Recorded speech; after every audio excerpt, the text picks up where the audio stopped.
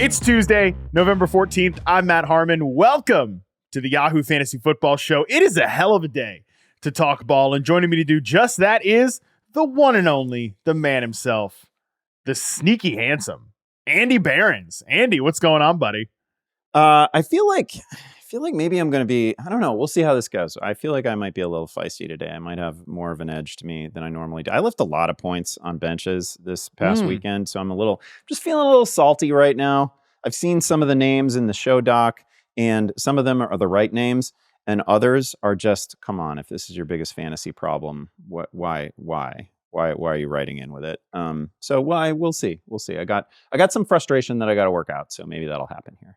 Well, number one, I am all in on Feisty Behrens. One of my favorite of the Behrens series is the Feisty Behrens. So I'm in on that.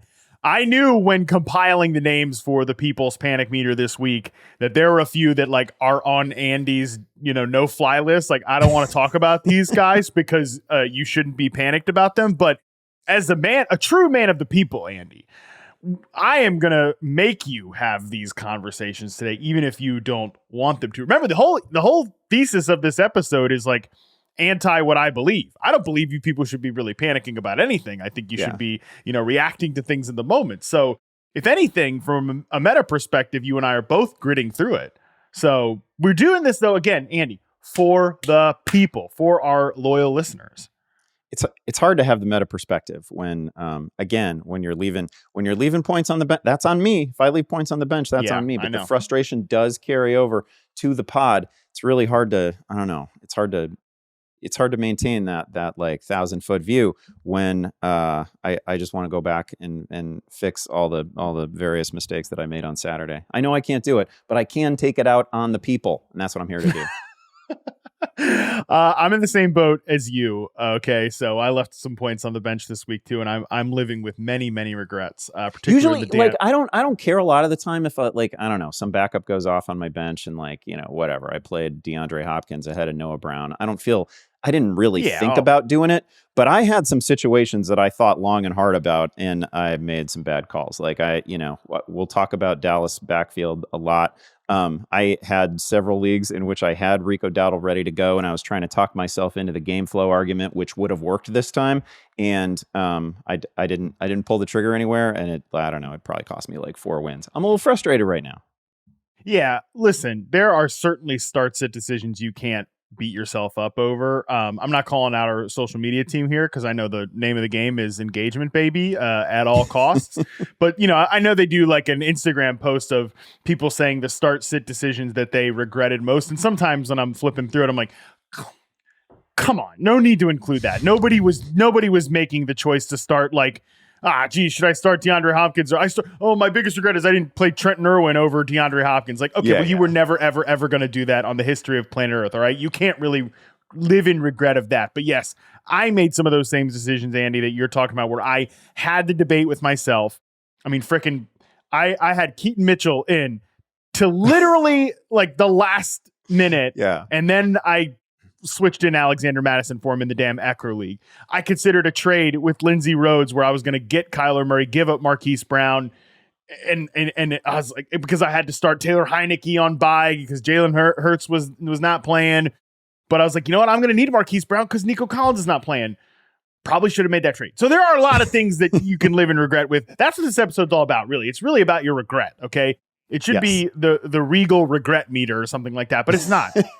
It's the People's Panic Meter. And let's get into the Week 10 edition of the People's Panic Meter. You guys know how you can submit by now. You don't need the rundown here at this point of the season. But before we get into the Panic Meter, you know the drill. We got to talk the Coping Corner. What the Coping Corner is, it's where we don't talk about this player anymore, okay? We have no advice for how you need to proceed. There's no panicking. It's just coping with the reality that you landed on this player, and there's just nothing you can do about it. It's probably not going to get better. Probably nothing is going to change. It just is what it is. So far, the players that we've put in the Coping Corner, Andy, Ramondre Stevenson, Christian Watson, Dameon Pierce, and the Falcons offense. I feel pretty good about all those names, and I feel equally good about our decision last week, Andy, to say that if Tony Pollard did not go off against the Giants, we were just waving him into the coping corner. Yeah. No need to have any discussion about any other players. He was the clear candidate. He goes in the corner. People joke that we should call it the Pollard playground now instead of the coping corner, because I think he just kind of epitomizes. I don't hate that. I don't hate that. I don't hate it either. So if you want to call it the Pollard playground or the coping corner going forward, we're good with either name. Both will be acknowledged. He's kind of the picture of coping right now, Andy. So this is it. This is the last time we talk Tony Pollard on the coping corner segment of the People's Panic Meter. So whatever thoughts you got, buddy, let them out. Yeah.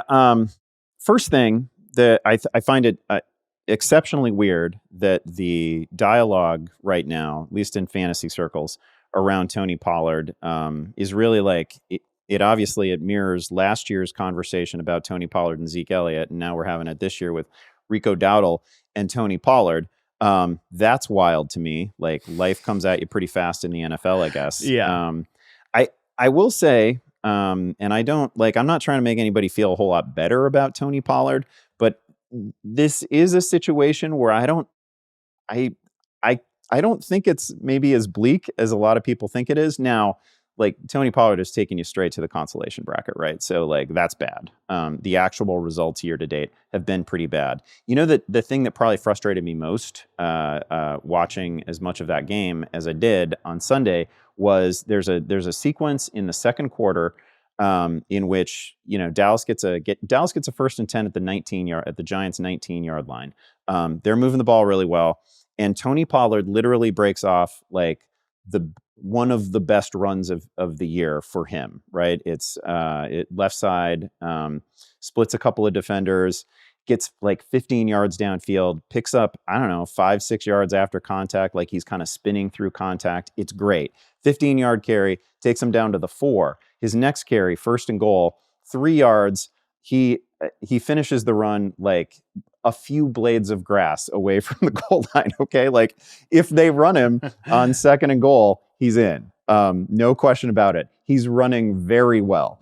And then what do we get? We get play action to a wide open Jake Ferguson in the back of the end zone. Nobody close to him. It's a great play call, touchdown good for Dallas. My Twitter feed tells me immediately Pollard stuffed on 2 red zone carries, which is exactly untrue. That precisely didn't happen, right? Like, neither one of them was a situation where he was stuffed. They were both productive carries. It's fine, whatever. People are going to complain. They're mad Pollard managers. I get it, but like, those moments were actually like really, really good on-field moments for Tony Pollard, and people are on him there. So, like, if you're gonna hammer him like in his best moments in the game, we're in a pretty dark place with Pollard. The other thing I'll say is that Rico Dowdle, for all, like, I totally get that there's excitement in Dallas about him right now. Michael Gelkin, who covers the team, has been pounding the table for Dowdle for a while.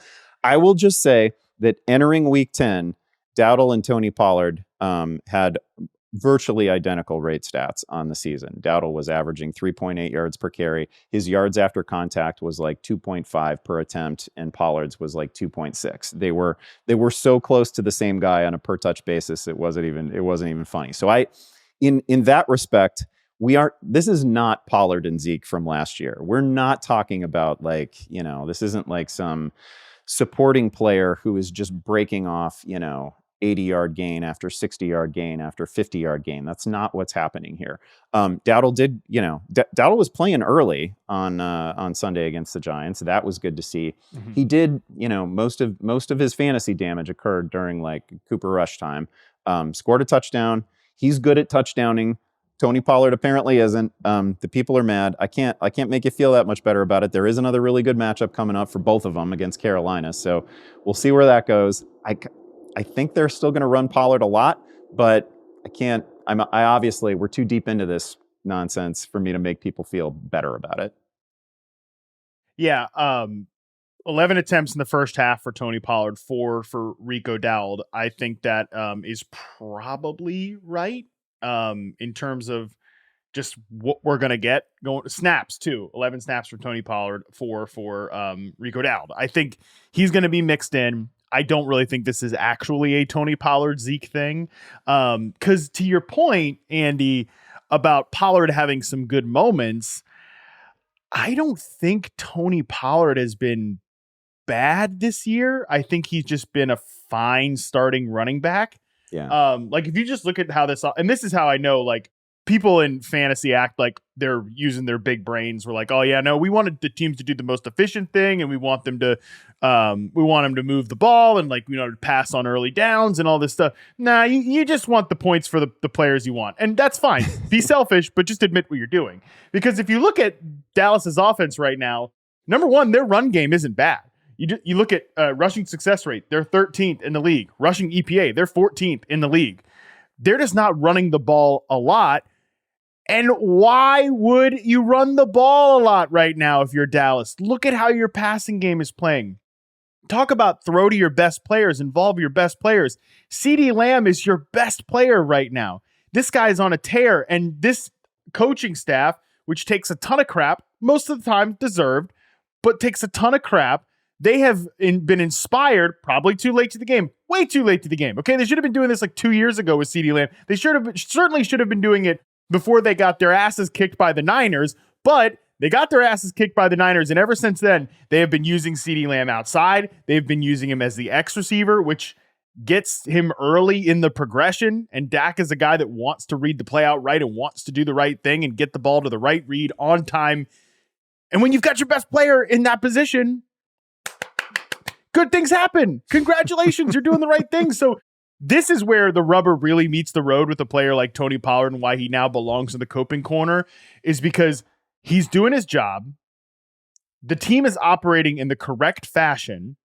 Like, if you bought into Mike McCarthy saying we're going to run the damn ball, and if, like, any fantasy analyst out there said, ooh, listen to what Mike McCarthy said, you've listened to the wrong person. Okay, you bought some real snake oil there, and that is your fault. I'm sorry, because we have to tell people all the time that that's not like a legal obligation when a coach just says some nice stuff about a guy and about how they're going to get him the ball. That it's not, they're not then legally bound to do it.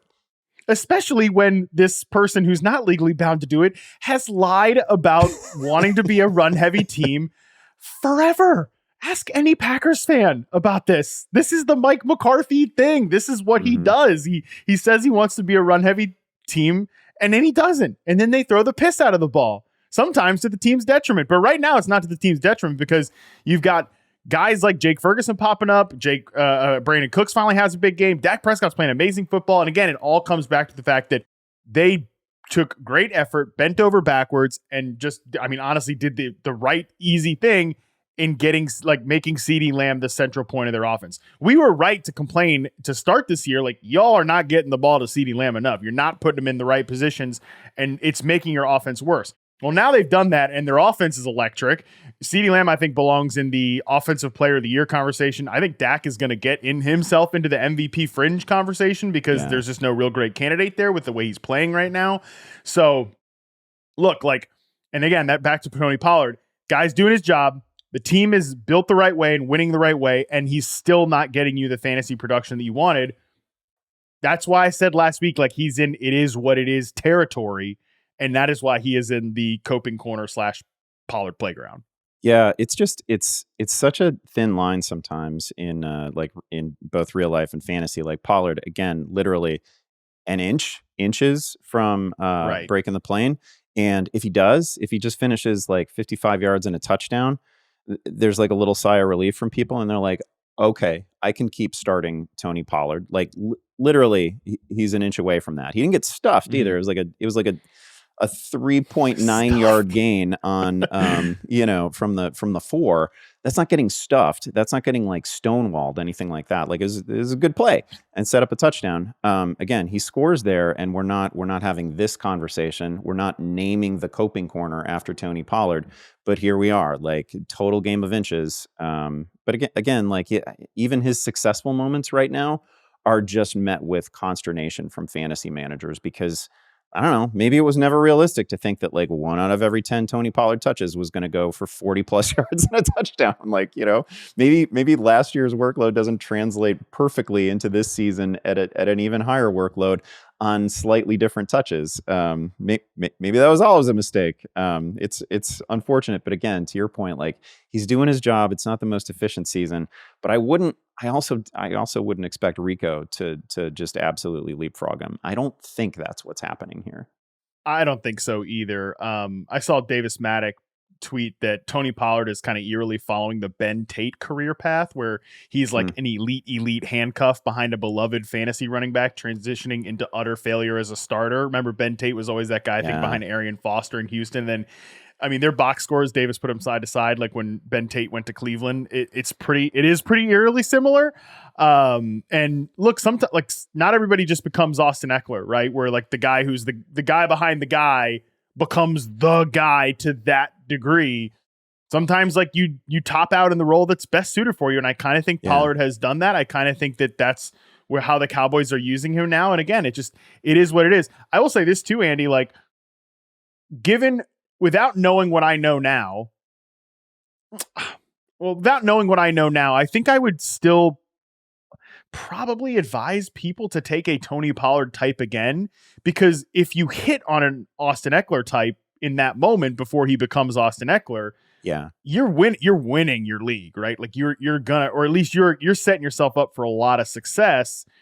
And instead you get Tony Pollard. Yeah, you're probably going to the consolation bracket, but you got to take big swings at time in fantasy. Maybe I wouldn't have said things like he should be a early round 2 pick, but I still think he was people hate to hear this, but I still think the process to arrive at Tony Pollard being like, somewhere around RB 8 or 9 was probably the right one. Yeah, that 100%. I absolutely agree with that. There's no, like, we shouldn't try to have some dramatic takeaway from Tony Pollard's season, which honestly, it may not even end up a bad season. There are a bunch of friendly matchups ahead.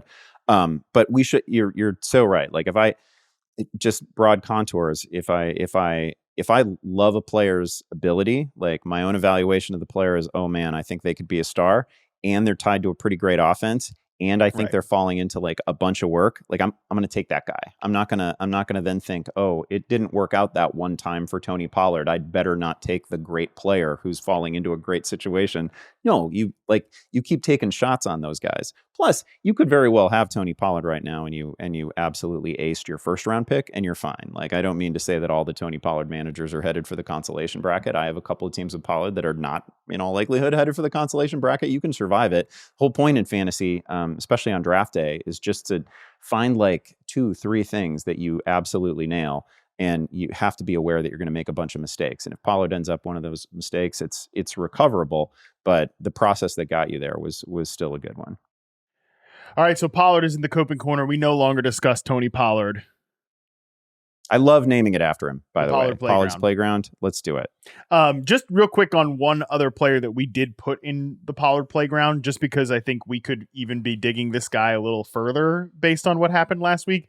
Kyle P. sent into the mailbag, has Dameon Pierce lost his job? The Texans haven't been able to run the ball at all this year, regardless of the matchup. Singletary went up against a pretty good defense in the Bengals.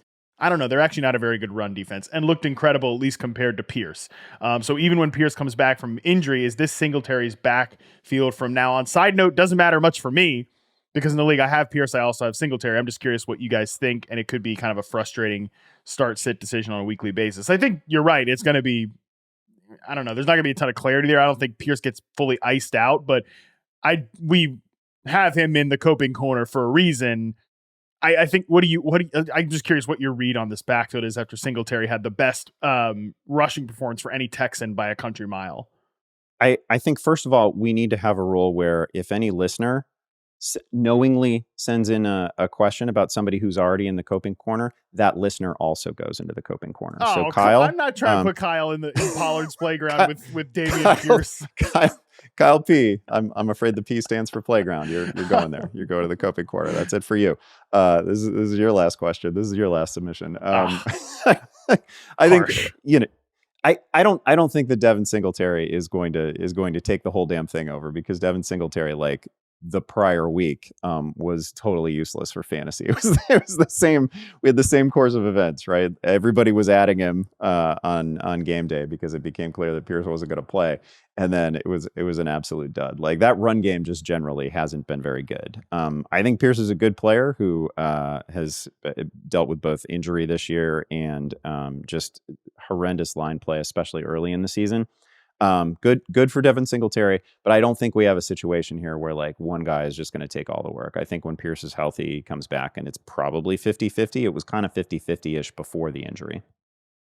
Yeah, I think that's probably right. And again, just for context, like the Bengals run defense has had issues this year. So this was a favorable spot and the Texans were able to take advantage of it. I don't know that they're going to be doing that going forward. So, all right, let's move on to the official week 10 submissions for the People's Panic Meter. And we can start nowhere else than Vinny M sending in, should we be freaking out about the Jaguars offense, particularly Trevor Lawrence, Calvin Ridley, and Evan Ingram? A lot of really tough matchups coming up as we get close to the final weeks of the regular season. Thank you from a fellow Lynchburg College graduate. Hey, shout out to you, Vinny. Shout out to Lynchburg College, baby. Andy, some people even sending Travis Etienne, panicking about him. What is your level of concern about the Jacksonville Jaguars offense? Because I've got a lot of thoughts here. The first thing I'll say is that, like, I think it would really, man, if I were actually a Jacksonville fan, I'd be pretty steamed today. like you were coming off a bye, and I have a lot of respect for their head coach. But I don't need to hear my head coach talk about how my team wasn't prepared to face the Niners coming out of a bye. Like, I don't want to hear about preparation. Like you had a lot of time to get this right. Like, the Niners are, this was a theme that came up earlier in the year. We were, especially like throughout September, we were commonly talking about players and teams who had just faced the Niners in Panic Meter, right? Yes. They have the potential to do that to you. I think some of that is what happened here. Like, they really put a ton of heat on Lawrence, and they did it like without blitzing either, right? And that's just, for forever, that's been a key to success in the NFL, right? If you don't have to blitz and you're putting a lot of pressure on guys, that is a winning formula. And it proved to be so against the Jags. There were some moments that were just I don't think anybody should panic about Travis Etienne, and he's clearly been the centerpiece of this offense, and he's been great. He's been, I think he's sort of outkicked any reasonable expectation that you might have had for him. It's super frustrating to see, like one of the Trevor Lawrence turnovers was an interception that just skipped off Tank Bigsby's hands. And we don't need to be throwing ever again to Tank Bigsby. Like I've seen enough there. I feel like Dearness Johnson should just probably be the backup there. Like we don't need to throw passes to Tank Bigsby anymore. It's not working out. Like you could tell yourself a story about Bigsby and what he might be. It has not happened. ETN has been great. Bigsby has been not, and I don't ever need to see another pass go in his direction ever again. Maybe not until 2024. So that was irksome. Like they got absolutely stomped by a Niners defense that looked elite once again after having a period of time of not looking particularly elite. And again, if I'm a Jaguars fan, I'm pissed. I'm pissed to see my team come out of a bye like that. Even understanding how great the opponent was, it's a lot of time you had to prep. We took some time to go on the Manning cast. That was fun. That was nice, right? But not great. Not a great effort whatsoever. And I was thinking of them as a team that could maybe climb into contention for home field in the AFC. Man, a narrow loss, and I might have still felt that way, but I don't feel that way anymore. Yeah, it's probably the biggest egg anybody has laid all season long, I would argue. Look, do I want to face Kyle Shanahan when he's coming off his bye week? Probably not. When he's had this much, it's like Andy Reid coming off a bye week, right? They've had this much time to prepare for you. They're going to find all these wrinkles, right? Especially getting Debo back, like getting Chase Young integrated in the defense. Steve Wilks, sideline Steve Wilks is a real thing. It's not a real thing with Matt Canada, but it is a real thing with Steve Wilks. I think that does matter a lot for this team. So there is a certain, you ran into a buzzsaw. Like I stand by what I said on yesterday's pod and what I wrote in Care Don't Care, which is like, I think Jacksonville's probably going to be fine. I just don't know that fine is good enough. And fine is certainly not what we were promised with this offense. Like, Here's just the reality of where we're at with this team. You mentioned like Lawrence was under duress a lot pass protection has been a huge problem for this team. Like, I don't care about one thing we can agree is that Trevor Lawrence has been bad under pressure. Pro Football Focus has him 6.6 yards per attempt, 3 touchdowns, 5 interceptions under pressure, 58.2 passer rating under pressure. When he's kept clean, it's at 100, which is pretty good. It's not one of the best marks in the league. I think that's also just kind of where Trevor Lawrence is right now. I don't think he's made that leap into, I think he's a good quarterback, but I don't think he's made that leap into like superstardom. I can take over a game all by myself. Like, Justin Herbert isn't having the best Justin Herbert season from an individual standpoint, but he still has those moments where he's like, hey, I'm just going to take this game over, and then my defense is going to let me down in the end, and then everybody's going to blame me for a fourth quarter loss. Right? That's the Justin Herbert experience. And again, I'm saying he's not even having his best year, Justin Herbert, but Lawrence, there hasn't been a lot of moments like that. And then the pass protection, I think, is making parts of the offense that already are not working even worse. Let's have Calvin Ridley discourse again. I mean, what's going on with Calvin Ridley is kind of complicated, because we've already had the conversation on the show why he got way too hyped up and how he got way too hyped up and how guilty I am of that. Okay. I was having a conversation with Hayden Winks on Twitter this morning because he posted a clip of Calvin Ridley, long and short of it, basically struggling against press coverage and kind of saying like the Jaguars can't expect Ridley to be a star anymore and need to use him more creatively because plenty of reps look like this where he's losing against press coverage. I followed that up and said that Calvin Ridley in 2018 to 2021 in reception perception averaged 76.6% success rate versus press coverage, which is great. Really, really good number. Not elite, but very, very good. Or I would say great tier. In 2023, so far in the in-season RP charting data, he's at like 64%, which is sub-average. And then if you take another step further, John Shipley shared this stat from Ben Solak's recap article on The Ringer. Per Next Gen Stats, Ridley is one of only 2 receivers league-wide to face press coverage on more than 40% of his snaps. So the issues, and then again, when you can't pass protect and Trevor doesn't have time to hold on to the ball and's got to like, it's not even that he's just consistently under pressure. He actually gets himself out of pressure a lot. But when you've got to go into creation mode and get off the read, it disrupts the play, which brings down the yards per route run, which again, your ISO top receiver is already struggling against press coverage. You can't pass protect, so you can't push the ball downfield to him. It's just issue combining and like compounding on the issues. And with Ridley, like it is kind of, and this is what I said kind of to put a pin on the Ridley stuff, it was reasonable to expect that, yeah, like he's still a good player. He's fine. Again, totally fine, Calvin Ridley. Not a bad player for the Jacksonville Jaguars at all, but it was pretty reasonable to expect a guy who hadn't played in forever and at his age might decline a little bit in this one specific area. I wish I had been more reasonable when discussing him in the offseason, that's for sure. But again, it's like issue compounding on issue in Jacksonville. And I'll bring this back to my last point. And the one time I did get spooked about this offense in the preseason was when Doug Peterson said, I'm not going to call plays this year. I'm going to try to pass this off to Press Taylor and like, move a guy along the coaching ranks. Press Taylor just didn't it, man. Like this team is not, they're putting this player, Ridley, who's struggling in this area, consistently in this area the most, which I think is like the number one cardinal sin of coaching, right? Like he's getting no targets over the middle of the field. There's really not a lot of middle of the field stuff in this offense.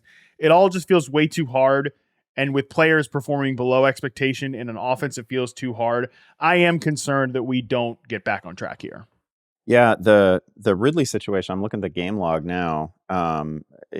For like fantasy wise going forward, it might just be as simple as Calvin Ridley needs a great matchup in order to produce, because when he gets one, he has, Pittsburgh a couple of weeks ago, 83 yards, 6 catches, 10 targets. You go back to a banged up Buffalo defense, 122 yards, right? Like his best weeks have been fine, and they've been in relatively friendly spots.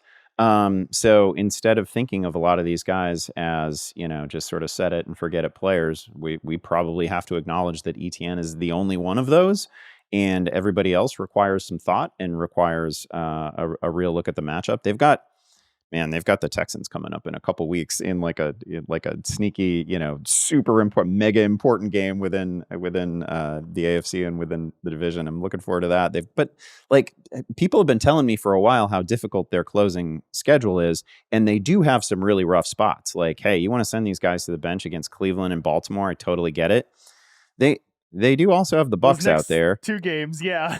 Yeah, they've got the Bucks and Panthers out there, like in the money weeks in fantasy. That's not bad. Like you don't have to sell Calvin Ridley. You don't have to ditch Trevor Lawrence. Like they have some spots coming up that are relatively friendly. They got the Titans coming up this week. That's not bad. I'm not off these guys in friendly matchups. But again, to the earlier point about trying to elevate them, like I was trying to tell myself a little bit of a story where they could challenge again for AFC home field. And it's very hard to imagine that happening when you're lagging this far behind a team like the Niners, when you both had, extra time to prepare for the game. It was a huge letdown. Yeah. If I can just put myself in the mindset of like, and I struggle with this, and I'm not trying to say this is a weakness in my game as a fantasy analyst. Okay. And I'm sure it drives listeners of this podcast crazy and people who read my work crazy. In like, all right, let me really dig into the weeds here. Sometimes I totally understand why that can be annoying. If I'm just putting myself in the picture of like just a regular old fantasy player, I get like there's a trend for us, Andy, right? Like where, okay, great spot. Week 1 Colts, 20 points for Calvin Ridley against the Falcons. Can go either way on that one. It's 10.8 points. Great spot against the Bills. Like you mentioned, 17 points. Great spot against the Steelers, 11 points. It's just the fact that like all of the other ones are 4, 5, 4, 1, 3. Like the tough spots have just been completely nothing. So then you get into the point where it's like, all right, next week, Titans. I hate to tell you, but that's a good spot to start like an outside X receiver, regardless of the struggles we talked about. It's a good spot to do it, but how can you have the stones to do that? And I understand that like that is a thing that I like can easily sit here and say like, yeah, he'll probably be fine next week, but like I'm a few layers removed from this sometimes, and like I need to be better about that, I guess.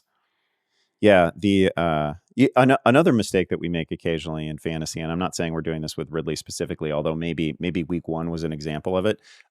Sometimes we correctly identify the really friendly matchup, and we say, oh, player X might go off in this really friendly matchup. I remember David Montgomery a couple of years ago had a string of games like this for the Bears, where like fantasy analysts we were telling each other, basically just shouting at each other on Twitter about what this great stretch was going to look like, and then he went off in the great stretch of games.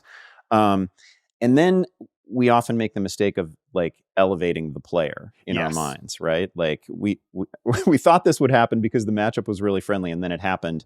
And then we start talking about the guy as if he's really leveled up, and maybe he hasn't exactly leveled up. Maybe he just took advantage of a really friendly spot, and his OC knew it was a really friendly spot, and his quarterback found him. And like, I don't know, that stuff happens, and we can't get, we have to resist the urge to get too excited about the guys who sort of meet our lofty expectations in good spots. Totally agree with that. And I've been asking myself this question all morning, like, similar to what I said with Tony Pollard, like, would I make the Calvin Ridley mistake again? And part of me wants to say, yeah, totally. Like, I probably, like, if I thought I was going to draft the number 1 receiver in an offense that I thought was going to take the leap, like, I'd probably do it. Like I said, Lawrence in this offense hasn't made the leap, and Ridley was coming off a long layoff, but still, he was a guy that we had seen produce at a really high level before and was getting dropped into the perfect role. I kind of think I'd make that same mistake again. But then part of me is like, that year and a half, I totally yada and just like, because the film is the film. Like, he is what he is this year, and it's not who he was before, but who he was before was really good. But it's just tough to move that over, and I probably wouldn't. I'm mad at myself because I want to grow up, and I don't want to be so young and naive and be like, he'll just be the same again. Because I've been that guy before with like Josh Gordon 100 times, and I've like flayed myself for it. And, my shout out James Coe has tried to warn me so many times about not being this guy. So I'd like to think I wouldn't be that guy again, but it is tempting to make the same mistake again. Yeah, well, the good news is we don't get a lot of situations like Calvin Ridley's, right? Like, this doesn't happen too often, where there's like a non-injury related layoff of over a year, and we have to imagine what it's going to be like when he gets plunged back onto an NFL field. All right, so that's the state of the Jaguars. Let's move on here. Nick G sends in, Derek Carr had me ready to cast away Chris Olave deep into the coping corner until the gumbo gunslinger came along. With the Saints going into the bye, should we be looking to sell high on Olave before Derek Carr returns and robs us red zone fans of the Jameis Winston experience? We got an update from Dennis Allen today, who basically said, like, yeah, we think the shoulder is going to be fine. We are not considering a quarterback change. Yeah, duh. They're not going to Jameis Winston regardless of what fantasy managers want. And everything that you need to know why is apparent on Jameis Winston's game film. So yeah. I don't know, where are we at with Olave in a Derek Carr world? Because I think that's what we're going to be back in after the bye. I 100% understand a fantasy manager's frustration with the fact that we can't just get Jameis Winston a quarterback, because like doesn't mean I'm going to start Jameis Winston, but man, that guy will make some ill-advised throws, but to the right players, right? Like that is generally something that we like about Jameis. He will chase big plays to a fault. He will pepper his best players with targets. He's perfectly willing to turn the ball over, even though like he's had some very, very nice games. And I think overall his New Orleans career has been cleaner certainly than his Tampa career. But like fantasy managers obviously want Jameis out there. Derek Carr, to his credit, throughout his career has played through some stuff. Whatever you think of Derek Carr, and there's plenty to criticize. Like that guy is always on the light end of an injury timeline, so I will not be shocked at all when he returns after the bye. I don't hate the idea, especially I don't know exactly where Nick G's team is right now, but like if you are in the fight for a playoff spot, and it is certainly not guaranteed, and you've got a great player coming off a big game, going into his bye, can't help you this week, you pretty much need to win out, or like you need to treat every week like a playoff matchup. I don't hate the idea of putting Olave on the block. It just obviously it depends on whether I'm actually satisfying a roster need and what I get back.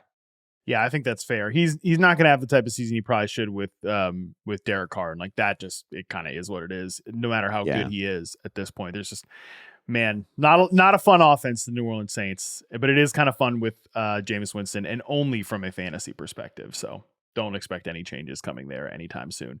Next one up here. All right, Andy, steal yourself, because I know you don't want to do this, but we're going to do it. Al G sends in, you can't spell Lamar Jackson without Roman Jackal, which may not mean a whole lot, especially since he's not coached by Greg Roman anymore. But it doesn't sound good.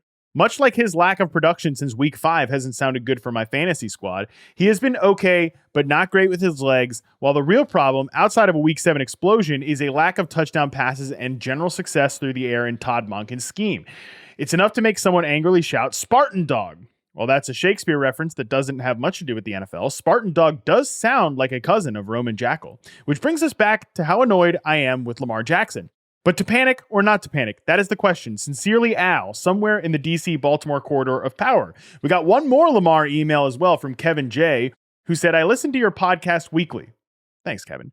The player I'm panicking on is Lamar Jackson. He hasn't been scoring touchdowns and got lucky this week when Odell Beckham took a slant for a 40-yard touchdown. I'm tired of watching the Gus Bus and Justice Hill get all the red zone touchdowns. Should I play Kyler over Lamar in future weeks?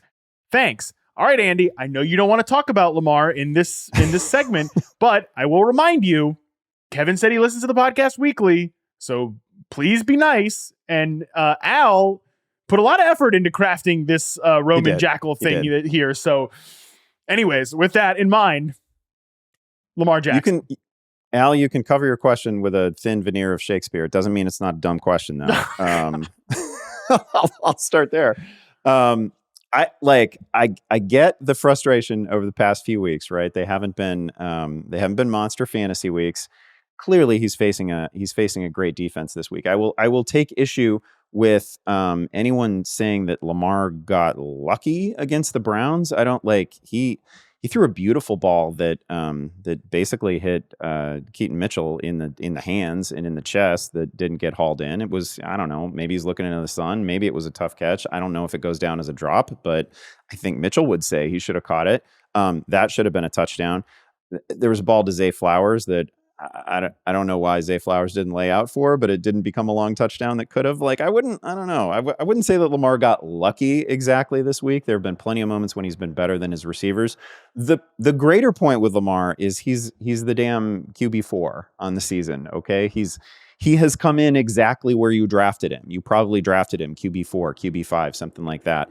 He's not a 1 week wonder. He had the 40-point week, yes, which, by the way, we like guys who can occasionally have a 40-point week.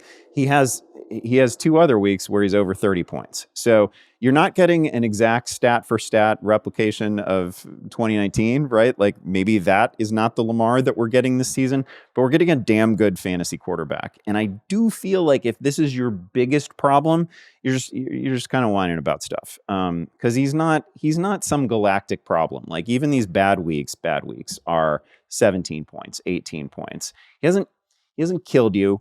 And there's no quarterback who's just running away with it this year. It feels like that's C.J. Stroud right now, but I promise you there are 200-yard, 2 touchdown or 1 touchdown weeks coming from C.J. Stroud too. Like, not everybody is going off for 30 plus every week. So as to the question about Kyler Murray, that's you have 2 good quarterbacks on your hand. Like, Kyler Murray is one of the most impressive sights of week 10, I think. Like, the idea that Kyler was moving the way he was coming off an ACL, super impressive. Like, anything that you wanted to see from Kyler, you saw. So you definitely do have 2 quarterbacks that you can throw on the trade block right now and deal one of them. And I would feel fine starting the other. Now, if somebody is messing around with the idea of like, oh man, I just saw a big week from Sam Howell, I'm going to start Sam Howell over Lamar Jackson. Well, then I'm out. I'm not going that route, right? Like, but Kyler is somebody who's actually played at this level before, and sure looks like he could be a top 5, top 6 fantasy quarterback rest of season. So that's a different point entirely. You can try to rotate these guys, but that's going to frustrate you. Yeah. I'll be quick on this because I agree with a lot of what Andy said. Like, Lamar Jackson is playing pretty well this year. Like, the part I don't agree with is Al saying, like, that it's not working. They're not having general success through the Aaron Todd Monken scheme. I actually think they're having a lot of success. Lamar Jackson is 6th in passing success rate. The offense is 5th in offensive DVOA. Lamar Jackson was like probably number 2, 3 in the MVP conversation prior to this week, where he did commit 2 turnovers that, that's a problem. He needs to not fumble the ball so much. I think that, like, the fumbles and like occasional interceptions do just shave off a little bit from his fantasy totals, which is annoying. I'm also going to let you be annoyed by damn, they love to run the ball in the red zone, man. And it's not like, and the worst part about it is, like, it would be one thing if it was like, okay, the Ravens traded for Derrick Henry. Well, it's like, all right, well, you know what? Derrick Henry's going to rush in some touchdowns. Like, I can't be too pissed at Lamar Jackson not getting one of those. But the fact that it's, Justice Hill, who nobody's starting, Gus Edwards, who nobody was probably drafting heading into this year outside. Don't at me. All right. Not in your league, the whole deal. But the fact that it's just like kind of these quote random guys, I get why that is annoying. But like Andy said, Lamar has been good this year in an isolated standpoint. The passing game hasn't totally clicked. I think it could totally click at some point. So yeah, he has a letdown game against the Browns. That's going to happen. I still think, like, the advice is to just stay the course with Lamar Jackson. To me, like, you just keep playing him. I will also say that I will allow that it's a little frustrating that Lamar is still on pace for like 800 rushing yards this year. This is not a bad rushing season for him, but it is frustrating that in a selfish way, it is frustrating that you have like literally the best rushing quarterback in the league, and he's like the one dual threat quarterback who doesn't dominate goal to go carries for his team, like whatever, which is fine. They're obviously having success when they get in those situations, but man, Josh Allen is scoring touchdowns, and Jalen Hurts is sure as scoring touchdowns, right? Like all the other guys who run the ball really well are doing it, and Lamar it's been fine, but he's not. You don't assume that his number is getting called when they're at like the 3. Yeah, he could have a stretch of like 4 games this year where he just goes for 30 points in every single game. And then we're like, oh, Lamar Jackson's the MVP of the NFL. Like, that is well within his range of outcomes. So the take here is just to stay the course. I mean, shoot, he could have a dominant performance against the Bengals in week 11. That's well within his range of outcomes. I do think because the defense is better than expected this year, that's got to shave a little bit off the top. because they're not going to be in these like crazy shootouts or anything, but generally just stay the course with Lamar Jackson. We're a little pressed for time, so Barrett R. Unfortunately, I can't read off your admitted dumb one that you sent in about Christian McCaffrey, but I want to acknowledge it, and I want to let you know that I appreciated it. But again, we're short on time here, so we're going to move to the last email submission here. Ethan C. I admit that it's difficult to panic on players at this point in the season for me outside of injury. That's why we like you, Ethan. I try not to overreact to one or two bad games from a player that has been largely productive, Deontay Johnson or Derrick Henry. Again, that's why we like you, Ethan. I try not to buy into flash in the pan of fantasy production. Mims earlier in the year, Tyler Boyd or Quentin Johnson this week. All right, now I feel like you're just bragging about yourself. But again, I like it.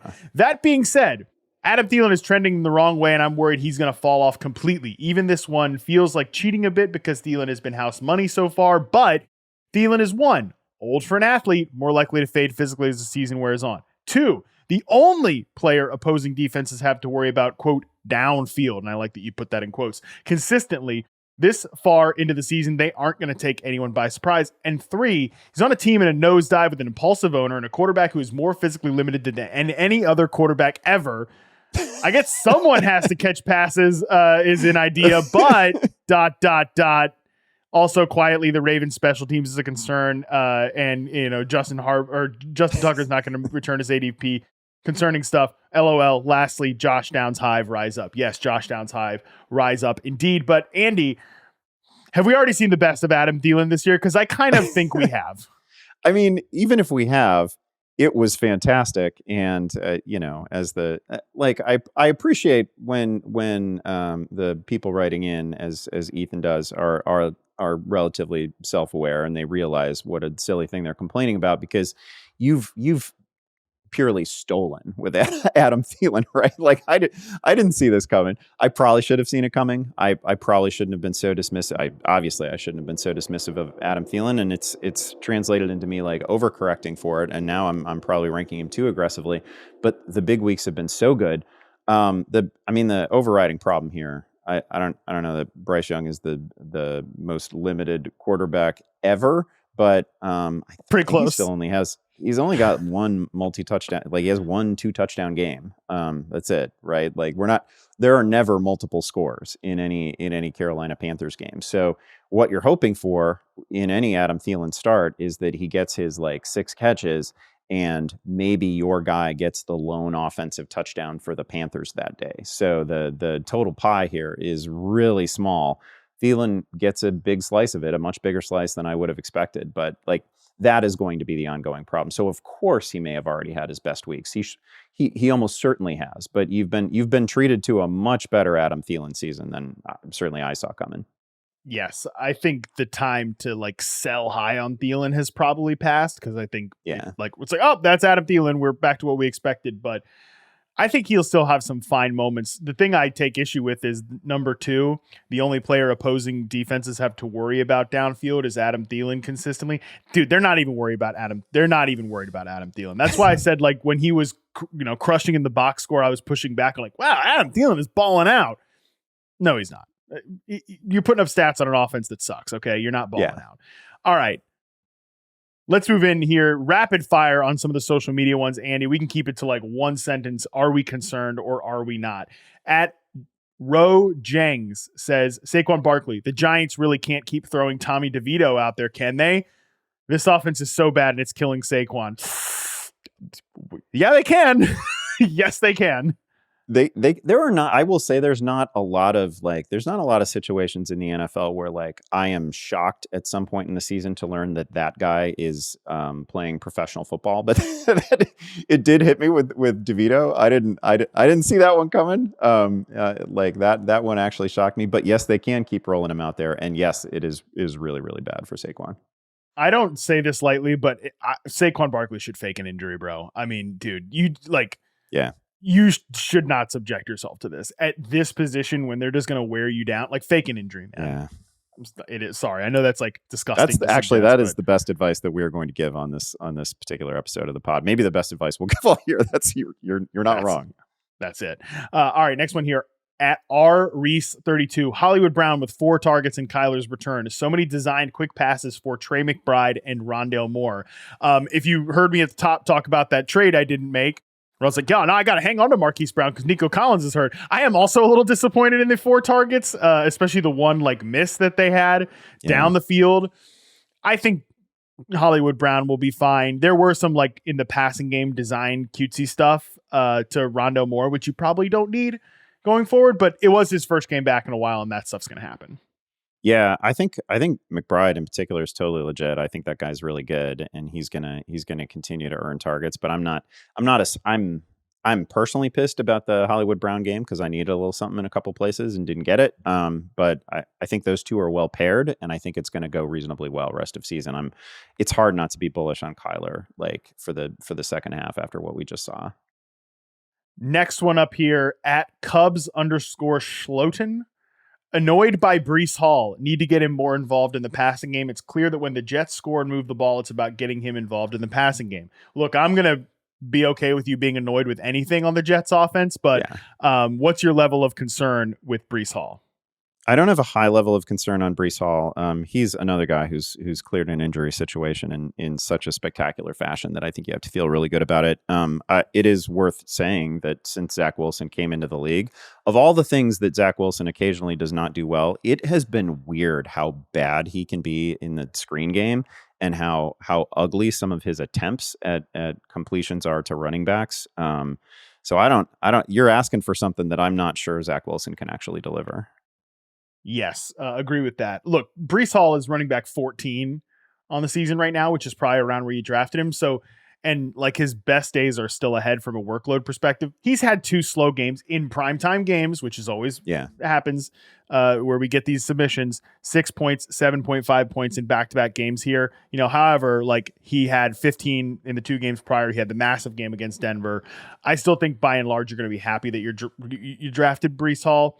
But look, he plays for the Jets offense. Like you're annoyed. I'm annoyed. Everybody's annoyed. Okay. Look at Robert Saleh. You think that guy's not annoyed? Yeah, he's annoyed. Next one here at R3 Elaski. Sorry if I'm butchering this. Your boy Nico Collins, not because of the injury, but because his lackluster performance the past few weeks and the emergence of Noah Brown. Stroud is killing it, and Nico is benefiting. I'm gonna push back on you a little bit here because, like, you look at the last 3 weeks for Nico Collins. 3 catches, 54 yards and a touchdown, 4 for 30.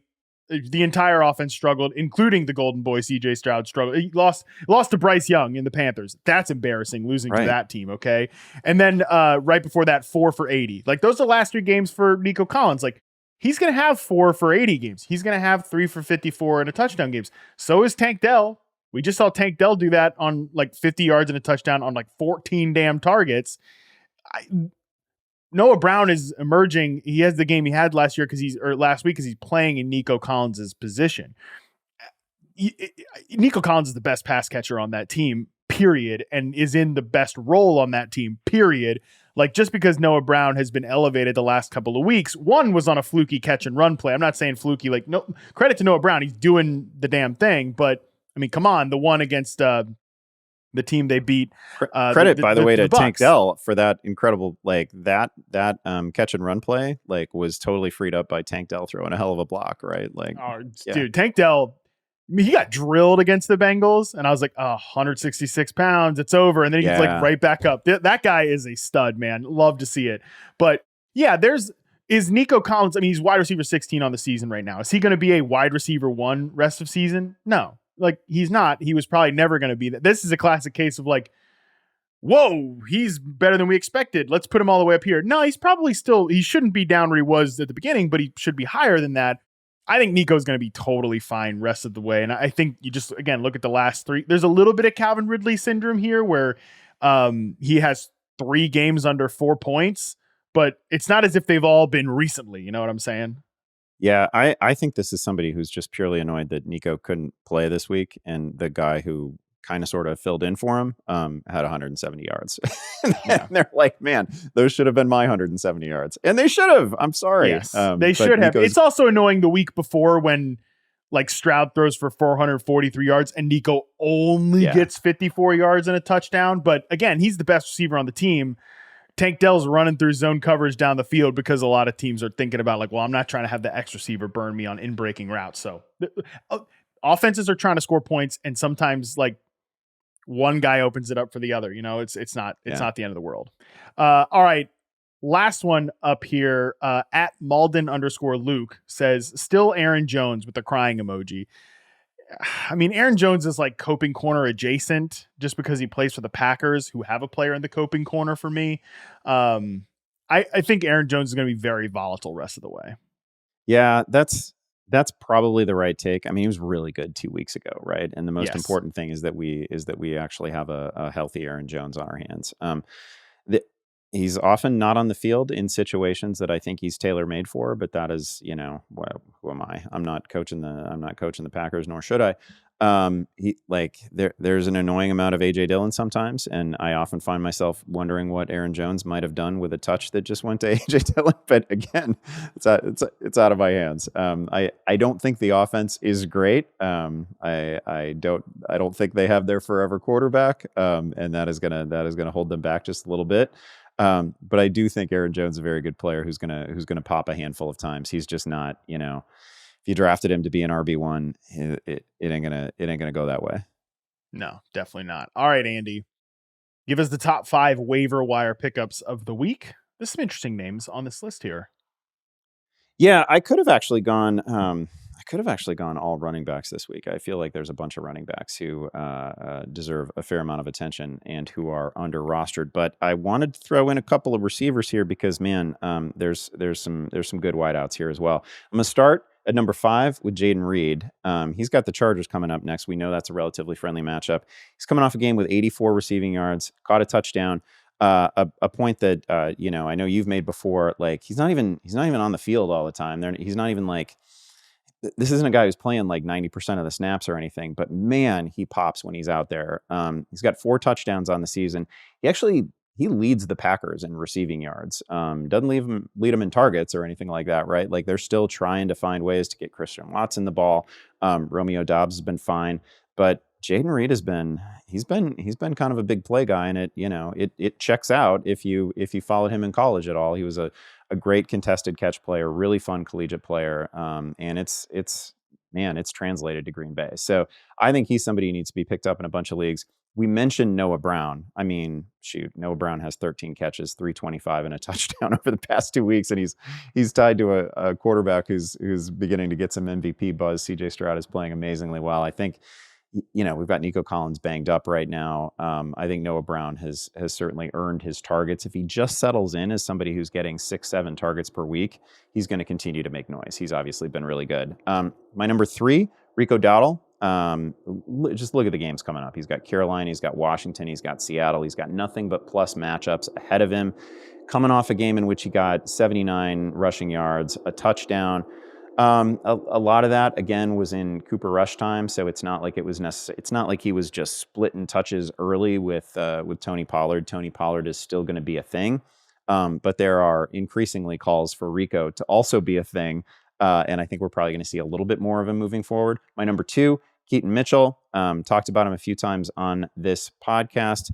It was a little weird that they just sort of put him back in the holster in the second half of that game after he took his first touch for a near 40-yard touchdown, and his second touch was like a 30-yard reception, right? Like this is an explosive player, crazy speed. He's got 4.3 speed, and you see it on the field, right? Like the touchdown run that he had on Sunday where he is just sprinting past actual NFL defensive backs. We're not talking about this isn't a preseason game against like the third stringers or guys who are just never going to play in the NFL. These are actual starting caliber NFL defensive backs, and he made them look like traffic cones. He was incredible. Like his speed is rare, and they probably need to find a way to get that guy 9-10 touches a game. So Mitchell definitely needs to be on a roster. My number 1 is going to be Ty Chandler. He's got the Broncos coming up, and then he's got the Bears, and then a bye, and then the Raiders. So the schedule, super friendly. He's basically taken the Cam Akers role in Minnesota. Plus, we have a concussion situation with Alexander Mattison right now.